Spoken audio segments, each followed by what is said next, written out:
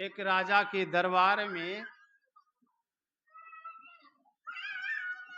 एक राजा के दरबार में बहुत बड़ा पत्थर था, विशाल। उसको कोई नहीं हटा सकता। राजा के मन में हुआ कि पत्थर कैसे हटे, कोई उपाय करते हैं।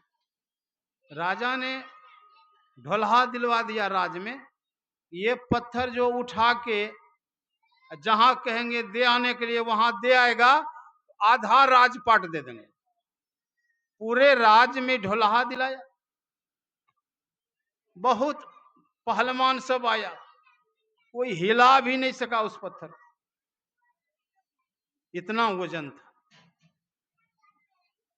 और उनके जेल में, उस राजा के जेल में एक कैदी था। उस कैदी ने कहा जेलर से, हमको अगर मौका दे राजा साहब, वो पत्थर को उठा के जहां कहेंगे वहां देंगे। ये बात जाके राजा से कहा, राजा साहब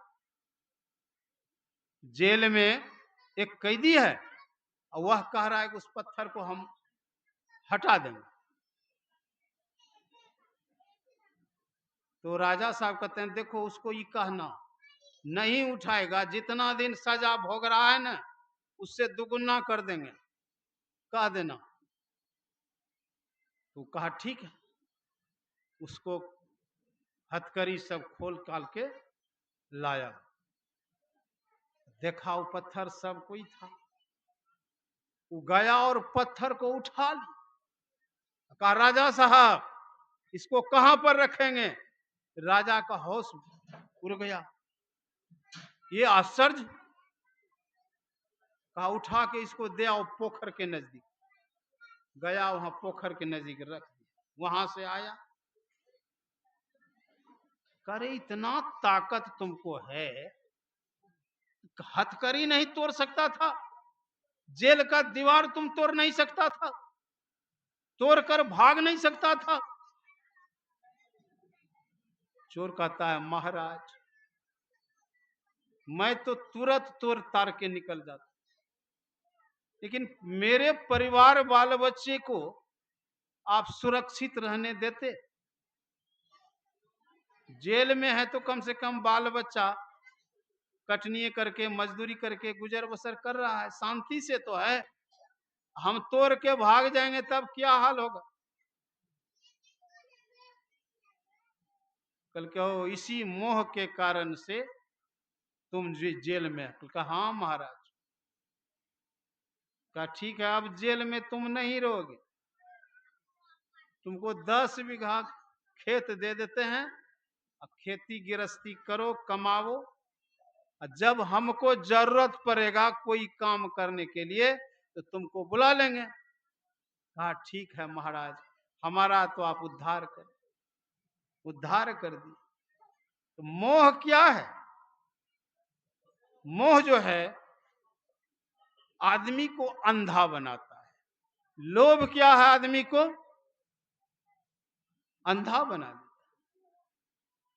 लोभ, मोह, अहंकार, ईर्ष्या, द्वेष, लालच, ये सारे क्या है? मनुष्य का अवगुण है, और भक्ति करने में ये क्या है? बाधक। मोह। कितना साधु सत्संग मंदिर के नाम पर रसीद छपवा लेते, मंदिर बनाएंगे, है ना, बहुत चंदा कर करके। और मंदिर क्या बनाएगा? मन का मंदिर बनाता है। सत्संग मंदिर नहीं बना के मन का मंदिर बना। क्या है? अपने को धोखा दे रहा। व्यासानंद बाबा कहते हैं कि सत्संग का जो पैसा खाएगा उसका हड्डी गल जाएगा, लेकिन ये बात समझ में आता नहीं है, ठक ठुक का बात। खैर जो अच्छा आपको लगे आप कीजिए। कहते हैं गलती करेंगे या आप, तो गलती का सजा आपको मिलेगा, हमको किस बात का दर्द होगा? चोरी आप करते हैं उसका फल आप भोगिएगा, नशा का सेवन आप करते हैं नशा का फल आप भोगिएगा, बेईमानी शैतानी जो भी कर्म करते हैं उस कर्म का फल आपको मिले। दूसरे के कर्म को देखना ये नहीं बताया है। भगवान राम जो है आपको आठवां भक्ति में बताया कि आठम जथा लाभ संतोषा, सपनों नहीं देखई पर दोषा। दूसरे का दोष सपन में नहीं देखना चाहिए, लेकिन होता नहीं है, बात बात में उदाहरण आ जाता है। ये अज्ञानता का देन है। हम लोग दूसरे का अवगुण को देखते हैं, दूसरे का विचार का वर्णन करते हैं, लेकिन फायदा नहीं है हमको, उससे क्या है, घटा है। इसलिए देखना है तो अपने ही कर्म को आप देखें कि आप कितना प्रतिशत सही हैं और कितना प्रतिशत आपके पास तराजू है। ठीक हो गया, तराजू है। हम जो कर्म करते हैं वे पाप कर्म है कि पुण्य कर्म है, ये सब पता है, लेकिन हम यही जानते हैं, लोग कहते हैं क्या, शास्त्र कहते हैं क्या कि मैं जो कर रहा हूं कोई देखता नहीं है। चोर जो चोरी करता है उसके मन में क्या है, हमको कोई नहीं देखा है, लेकिन ऊपर वे देखने वाला है कि नहीं, सूर्य देव, चंद्रदेव, तारा, परमात्मा, ईश्वर सब आपको देख रहा है, आप क्या कर रहे हैं। यही अज्ञान है। अज्ञान के कारण से लोग पाप करते हैं, अज्ञान के कारण से अपराध करते हैं, दूसरे को क्षति पहुंचाते हैं, दूसरे का धन लूट लेते हैं, दूसरे का बेईमानी कर लेते हैं। यही सब जीवन में जो है आदमी को बर्बाद करता है। इसलिए मैं प्रार्थना करता हूं सबों से कि जो भजन भेद मिला है उस भजन भेद पर विचार थोड़ा करें और उस क्रिया को करने में लगे रहें।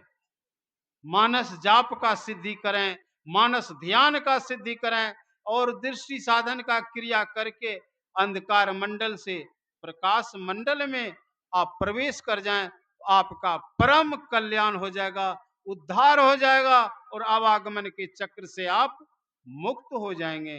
तो मैं अंत में सदगुरु महाराज से प्रार्थना करता हूं, परमात्मा से, ईश्वर से, कि वह बालक जो श्री ननकू बाबू के पोता और आदरणीय धर्मेंद्र बाबू के पुत्र, ये बच्चे पढ़ लिख कर बहुत बड़ा विद्वान बने, ज्ञानी बने, ध्यानी बने और अपने माता पिता, दादा दादी, नाना नानी सबका नाम रोशन करे। और माता और पिता से निवेदन है कि बच्चे को सही शिक्षा दें, सही संस्कार दें। अगर अच्छा संस्कार देंगे, अच्छा शिक्षा देंगे, तो वह बच्चा जो है भविष्य में एक अच्छे इंसान बनेंगे, विद्वान बनेंगे, डॉक्टर बनेंगे, इंजीनियर बनेंगे। अगर ऐसा बनेंगे तो समझ लीजिए उसका भी कल्याण होगा और उसके माता पिता का भी कल्याण होगा और गर्व की बात होगा। बोलिए प्रेम से श्री सद्गुरु महाराज की जय।